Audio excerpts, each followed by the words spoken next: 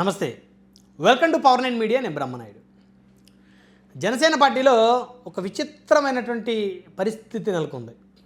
అదేంటంటే ఆ పార్టీకి చెందినటువంటి అధినేతని వైఎస్ఆర్ కాంగ్రెస్ పార్టీకి చెందినటువంటి కాపు సామాజిక వర్గానికి చెందిన నేతలు కొంతమంది గతంలో ఇష్టానుసారంగా మాట్లాడిన పరిస్థితి ఉంది. అంబటి రాంబాబు, పేర్ని నాని, గుడివాడ అమర్నాథ్ లాంటి వ్యక్తులు. అయితే వీళ్ళని జనసేన పార్టీలో ఉన్నటువంటి మరి ఎవరైతే సోషల్ మీడియాలో ఎక్కువగా మాట్లాడతారో, లేకపోతే చర్చా వేదికల్లో, టీవీల ముందు, యూట్యూబ్ ఛానల్లో మాట్లాడేటువంటి వాళ్ళు ఇష్టానుసారంగా వాళ్ళని ట్రోల్ చేస్తూ ఉంటారు, వాళ్ళని తిడతా ఉంటారు. ఇది సర్వసాధారణం ఏ రాజకీయ పార్టీలో అయినా సరే. ఎందుకంటే వైసీపీ అధినేతను ఎవరైనా విమర్శించినప్పుడు మరి వైసీపీలో ఉన్న నాయకులు విమర్శించినటువంటి పార్టీలకు చెందినటువంటి అధినేతలు ఆ నాయకులను విమర్శిస్తూ ఉంటారు. కానీ తెలుగుదేశంలో కూడా అంతే. తెలుగుదేశం అధినేతను ఎవరైనా విమర్శించినప్పుడు ఆ పార్టీలో ఉన్నటువంటి నాయకులు ఆ విమర్శించిన పార్టీల అధినేతలని ఆ నాయకులు విమర్శిస్తారు. కానీ జనసేనలో మాత్రం కేవలం కాపు సామాజిక వర్గానికి చెందిన వారు మాత్రమే 95% వీళ్ళే విమర్శలు చేస్తూ ఉంటారు. అంబటి రాంబాబుని, పేర్ని నానిని, గుడివాడ అమర్నాథ్ని, ముద్రగడ పద్మనాభని. అయితే వీరితో పాటు బీసీ, ఎస్సీ సామాజిక వర్గం చెందిన వాళ్ళు అంబటి రాంబాబుని, పేర్ని నానిని, గుడివాడ అమర్నాథ్ని, ముద్రగడ పద్మనాభాన్ని ఇష్టానుసారంగా వీళ్ళు విమర్శలు చేస్తూ ఉంటారు. అయితే ఇటీవల కాలంలో చూస్తే దళిత క్రైస్తవుల సభ ఒకటి జరిగింది ఏలూరు వేదికగా.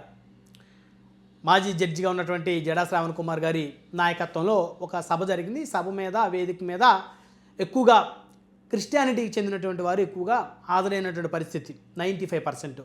రిమైనింగ్ 5% మిగతా వర్గాల్లో ఉన్నటువంటి వ్యక్తులు భావజాలం, ఏదైతే అంబేద్కర్ గారి భావజాలం, ఇలాగా క్రైస్తవ భావజాలం ఉన్నటువంటి వాళ్ళు ఎవరైతే ఉన్నారో మూడో ప్రత్యామ్నాయం రావాలనేటువంటి ఆలోచన ఉన్నటువంటి భావజాలం ఎవరికైతే ఉందో వాళ్ళు కూడా అటెండ్ అయ్యారు. అయితే అక్కడ కొంతమంది జనసేన అధినేతను నోటుకు వచ్చినట్టు మాట్లాడారు. చాలా దారుణమైనటువంటి భాష మాట్లాడారు. ఇండైరెక్ట్గా చాలా నీచమైనటువంటి పదాలు వాడారు. కొంతమంది యూట్యూబ్ ఛానల్ నడుపుతున్నటువంటి వాళ్ళు, సోకాల్డ్ పీపుల్ ఎవరైతే ఉన్నారో వాళ్ళు చాలా దారుణంగా, చాలా హేయంగా, వ్యంగ్యంగా మాట్లాడారు. అయితే వాళ్ళని ఇప్పటి వరకు వాళ్ళు ఆ విధంగా మాట్లాడి దాదాపు 2 రోజులు కావస్తుంది. సోషల్ మీడియా అంతా ఆ వీడియోలు చక్కెర్లు కొడతామని అటు వైసీపీ, అదేవిధంగా ఇటు ఆంధ్రప్రదేశ్లో కాంగ్రెస్ పార్టీ, మిగతా పార్టీలన్నీ కూడా ట్రోల్ చేస్తూ ఉన్నాయి ఆ వీడియోస్ని. ఇటు ప్రత్యేకించి తెలంగాణలో చెప్పాలంటే తెలంగాణలో కాంగ్రెస్, బీఆర్ఎస్ కూడా పవన్ కళ్యాణ్ గారిని, ఆంధ్రప్రదేశ్లో ఉన్నటువంటి ఎవరైతే వ్యక్తులు మరి ఆ వేదిక మీద, దళిత క్రైస్తవుల వేదిక మీద మాట్లాడారో అవన్నీ కూడా, ఆ వీడియోలన్నీ కూడా ట్రోల్ చేస్తూ ఉన్నారు. అయితే ఇదే జనసేన పార్టీలో బీసీలు ఉన్నారు, చాలామంది పదవులు తీసుకున్నారు, కార్పొరేషన్ చైర్మన్లుగా ఉన్నారు, ఎమ్మెల్యేలుగా ఉన్నారు, అదేవిధంగా ఎస్సీలు ఉన్నారు. మరి రిజర్వ్డ్ నియోజకవర్గాల్లో 5గురికి జనసేన పార్టీ అవకాశం ఇచ్చింది. 21 సీట్లు తీసుకుంటే 5 సీట్లు రిజర్వ్డ్ సీట్లే తీసుకున్నారు. అంటే 20% రిజర్వ్డ్కి అవకాశం జనసేన పార్టీ ఇచ్చింది. అదేవిధంగా ఇటు ఎస్సీ సామాజిక వర్గాల్లో ఉన్నటువంటి అనేక కులాలకు సంబంధించినటువంటి కార్పొరేషన్లు, డైరెక్టర్లు, అదేవిధంగా జనసేన పార్టీకి సంబంధించిన పదవులు కొన్ని నియోజకవర్గాల్లో, ప్రత్యేకంగా చెప్పాలంటే ఓసీ సామాజిక వర్గం బలంగా ఉన్నటువంటి నియోజకవర్గాల్లో ఎస్సీలకి, బీసీలకి అవకాశం ఇచ్చారు జనసేన అధినేత. మరి వాళ్ళందరూ ఎక్కడికి పోయారు అంటే వాళ్ళు కేవలం అంబటి రాంబాబుని తిడతారు, పేరు నానిని తిడతారు, ముద్రగడ పద్మనాభం తిడతారు. ఎందుకు? వాళ్ళు మళ్ళీ తిరిగి వీళ్ళ మీద ఏమన్నా మాటల దాడి కానీ, వ్యక్తిగతంగా ఏదన్నా పగ తీర్చుకోవాలనేటువంటి ఉద్దేశం ఉంటే జనసేనలో ఉన్న కాపులు వీళ్ళకి అండగా ఉంటారు కాబట్టి. మరి ఇదే దళిత క్రైస్తవుల సభ మీద జనసేన అధినేతని చాలా నీచమైనటువంటి, హేయమైనటువంటి, వ్యంగ్యంగా మాట్లాడినటువంటి ఆ వ్యక్తులు ఉన్నారు. ఉన్మాదంగా మాట్లాడారు. వాళ్ళు కులాల మధ్య, మతాల మధ్య విద్వేషాలు రెచ్చగొట్టే విధంగా మాట్లాడారు. మరి వాళ్ళని ఎందుకు మాట్లాడటం లేదు అనేటువంటి చర్చ ఇప్పుడు ఏపీ రాజకీయ వర్గాల్లో జోరుగా సాగుతుంది. అంటే కేవలం వైసీపీలో ఉన్న కాపులు మాత్రమే జనసేన పార్టీలో ఉన్నటువంటి వాళ్ళు టార్గెట్ చేస్తారు.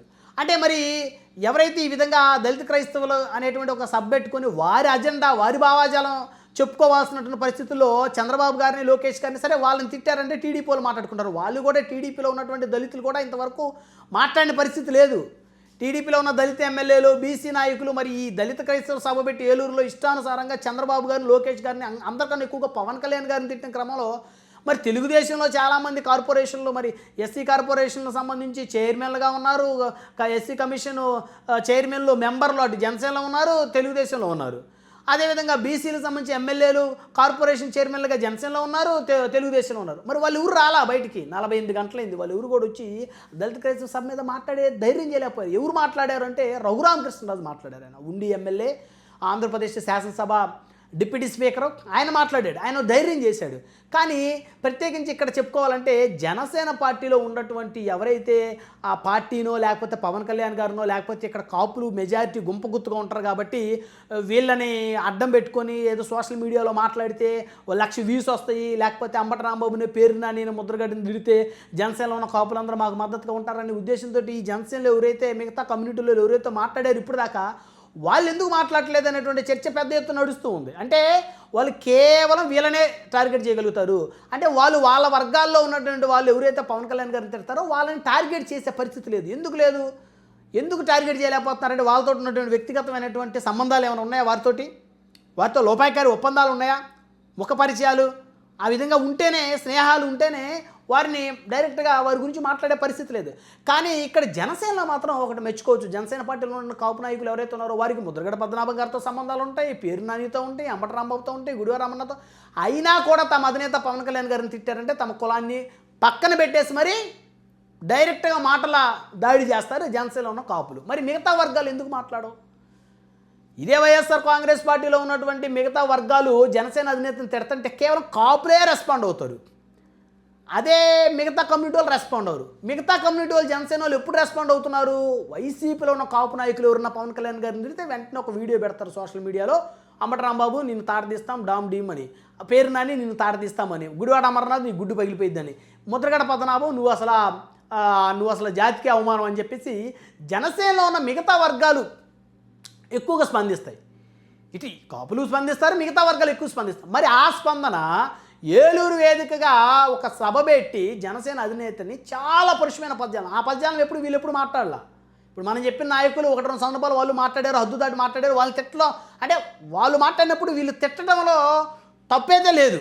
వాళ్ళు తిడుతున్నారు, వీళ్ళు తిడుతున్నారు. అసలు తిట్టుకోవడమే తప్పు, ఇద్దరిదే తప్పు లేదు. వాళ్ళు అన్నప్పుడు వీళ్ళు అంటారు, వీళ్ళు అన్నప్పుడు వాళ్ళు అంటారు. అది పక్కన పెడితే మరి మిగతా కమ్యూనిటీలు ఏం చేస్తున్నాయి జనసేనలో? అంటే ఓన్లీ పదవులే తీసుకుంటారా? ఓన్లీ వైసీపీలో ఉన్న కాపుల్ని టార్గెట్ చేస్తారా? మీరెందుకు మీ కమ్యూనిటీలో సంబంధించిన వ్యక్తులు మరి పవన్ కళ్యాణ్ గారిని టార్గెట్ చేస్తుంటే పక్క పార్టీలో ఉండో లేకపోతే ఈ విధంగా సభలు పెట్టో వారిని మీరు ఎందుకు టార్గెట్ చేయటం లేదు? ఏంటి మీకు వాళ్ళకు ఉన్నటువంటి ఒప్పందం ఏంటి? అంటే కేవలం జనసేనలో ఉన్న కాపులే ఎర్రిగొర్రెలాగా వాళ్ళ కొమ్మను వాళ్ళు నరుక్కునేటట్టు మిగతా పార్టీలో ఉన్నటువంటి వాళ్ళని పాలికాపులని లేకపోతే వాళ్ళు దేనికి పనికిరారని లేకపోతే వాళ్ళు అమ్ముడుపోయారని చెప్పేసి అనునిత్యం వాళ్ళని రాజకీయ సమాజ్ చేస్తారు.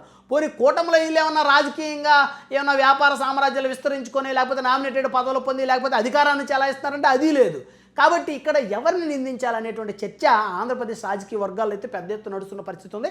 నిజంగా ఫెయిర్గా ఉన్నటువంటి వ్యక్తులు తమ పార్టీ అధినేతను దూషించినప్పుడు ఆ జనసేనలో కాపులు ఏ విధంగా అయితే వైసీపీలో ఉన్న కాపుల మీద మాటలు దాడి చేస్తున్నారో జనసేనలో ఉన్నటువంటి బీసీ వర్గాలు కానీ ఎస్సీ వర్గాలు కానీ ఖచ్చితంగా వాళ్ళ పార్టీ అధినేత మీద వీళ్ళ వర్గాలకు సంబంధించిన నాయకులు ఎవరన్నా మాట్లాడితే ఖచ్చితంగా వారి పార్టీ అధినేత మీద విశ్వాసం ఉంది అని చెప్పుకోవాల్సినటువంటి అవసరం ఉంది. కాబట్టి ఇదైతే చాలా విచిత్రమైనటువంటి రాజకీయ పరిస్థితి.